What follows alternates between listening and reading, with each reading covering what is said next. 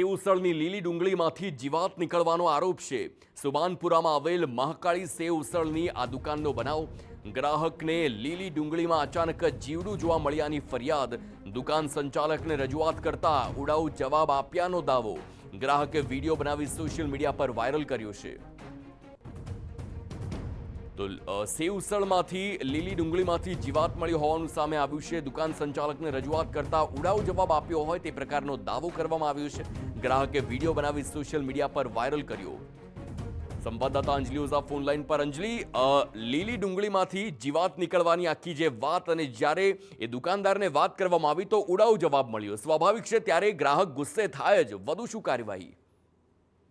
જો જે રીતે વડોદરા શહેરમાં અગાઉ પણ એક સપ્તાહની અંદર આ બીજી વખત આ પ્રકારની ઘટના બની છે। અગાઉ ચાઇનીઝમાંથી ગરોળી નીકળવાની જે ઘટના હતી તે સામે આવી હતી। ત્યારબાદ હવે જ્યારે સેવ-ઉસળની જે લીલી ડુંગળી છે તેની અંદરથી જીવાત નીકળી છે તેને લઈને જે પ્રકારની આ ઘટના સામે આવી છે। હાલ તમામ જે ગતિવિધિઓ છે તેને લઈને આરોગ્ય વિભાગે તપાસ શરૂ કરી છે, પરંતુ જે પ્રકારની ઘટના બની છે આ ઘટનાને લઈને લોકોના સ્વાસ્થ્ય સાથે ચોક્કસથી ચેડા થતા હોય તેવું કહી શકાય। કારણ કે જો અવારનવાર આ પ્રકારની ઘટના આવે તો આરોગ્ય વિભાગનું જે ચેકિંગ છે તેના પર પણ સવાલો ઉભા થઈ શકે છે। જ્યારે રાજ્ય સરકાર દ્વારા અથવા તો જે મુખ્ય અધિકારી છે તેમના દ્વારા સૂચવવામાં આવેલા જે નિયમો છે તેના અનુસાર જ તપાસ થતી હોય અને ત્યારબાદ આ તમામ જે તપાસો છે તેના પર ઢીલાસ દાખવતા હોવાની પણ એક ચર્ચાઓ થઈ રહી છે। જ્યારે આ ઘટના સામે આવી, આ ઘટનામાં ગ્રાહકે જે દુકાનદાર છે તેમના વિરુદ્ધ પોતાની જે માગણી છે તે રજૂ કરી ત્યારે તેમણે ઉડાઉ જવાબ આપ્યો હતો। આ સમગ્ર મામલે આરોગ્ય વિભાગે હવે તપાસ શરૂ કરી છે, પરંતુ ચોમાસાના સમય દરમિયાન આ પ્રકારની